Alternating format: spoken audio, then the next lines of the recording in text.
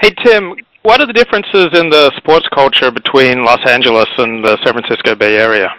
You know what? It's because I grew up in the Bay Area, so it's more, it was more me getting used to the LA sports culture than the other way around, and getting right back into it once I moved back here, because I was in LA for 10 years. I think LA's not surprisingly more personality-oriented, more kind of celebrity-oriented, which certainly would be the cliche, but it's certainly big guy, you know, Kobe, Shaq, Oscar De La Hoya. Those are the guys that I was around.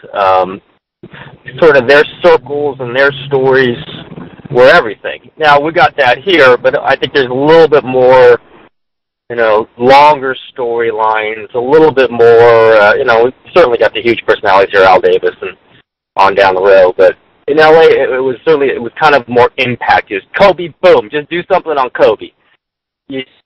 Barry Bonds was like that, but also it was a little tougher to do with just Barry. I think that we just got more deeper, entrenched storylines that date back years and years.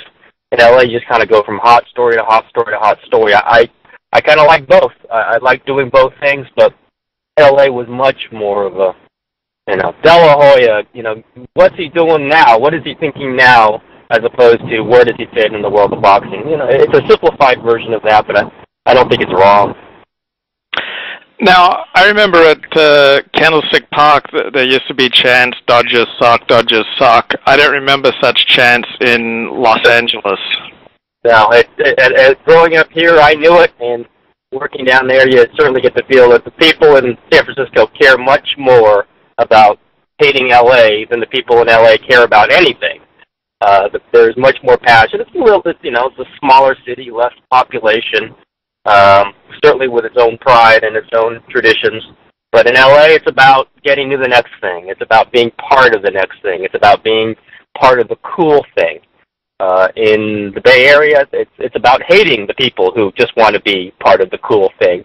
In the Bay Area, it's a little bit more about getting, you know, sticking with who you are with and hoping and praying that they win at some point, although less and less championships in San Francisco Bay Area than you have now. When I was growing up in San Francisco, I recall it was always the Rams were winning, not championships, but they were winning.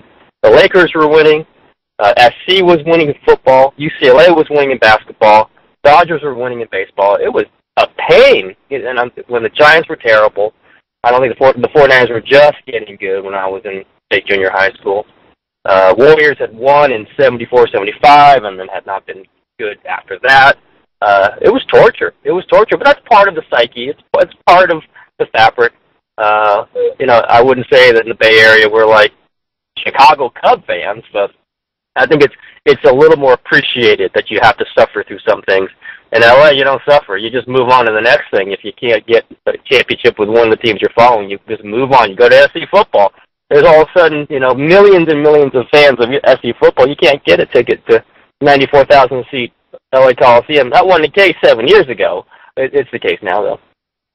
Do you think there's something pathological about this hatred? I don't know. I mean, having grown up in the middle of it, I just think it's the way you cheer for sports, the way you see things. I don't think it's pathological. I just think it's the way it works. You know, you have the large populace of LA. You have the slightly less populous area of the San Francisco Bay Area. I think it's just natural. I grew up in the San Francisco part of it, so I don't think it's anything weird. I just think it's a natural part of when you're in a city that doesn't win as much as the other city is. I think it's about even now if you count all the 49er titles. But if you have that feeling, you are slightly jealous of the other city, and you grow to dislike its excesses. And certainly the LA area has about all excesses. That's what it's all about, is the excesses. It's a great contrast. It's a great comparison. LA people can look over to San Francisco and say, what are you bothering us for? And the San Francisco people can say, we can't stand the stuff that you know, Tom Lasorda and the Laker girls and all the things that LA stands for. It's a good contrast, that's all. Do you think the people who are screaming Dodgers suck and the like, you know, who paint themselves up on a Sunday, do you think these are fundamentally happy people? I know. Large percentages of them, probably. Small percentages of them aren't going to be happy in any endeavor that they do. anybody who's passionate about something can be,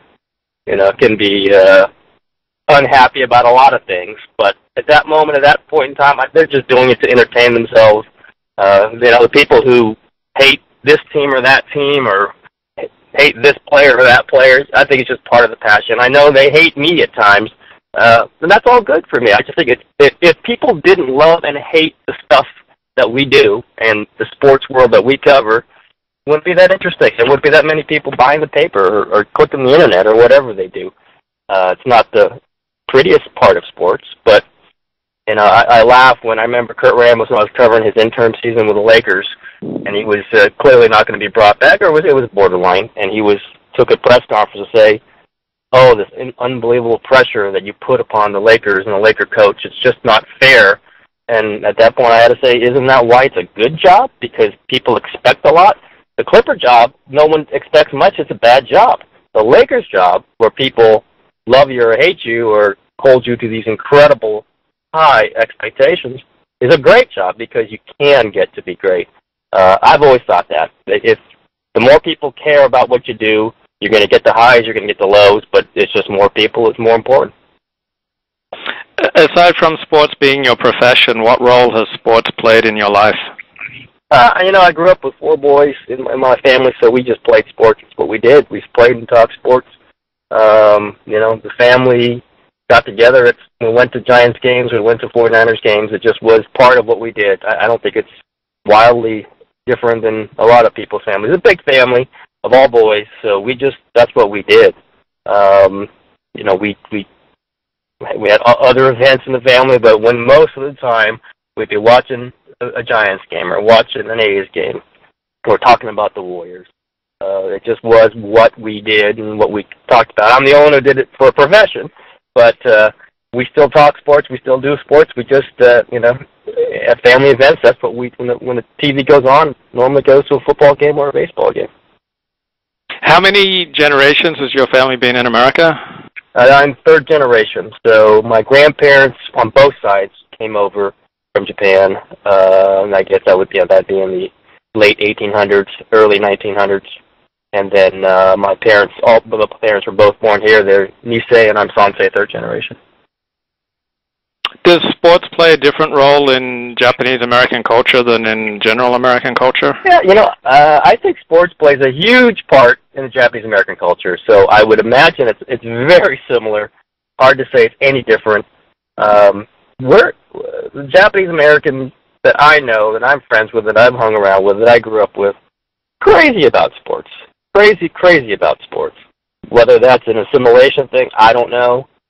It's just something that, again, I don't want to completely project everything upon percentages here, but the people that I know, the kids I grew up with, it was just part of what a discussion was. Sports was something that we did and we played.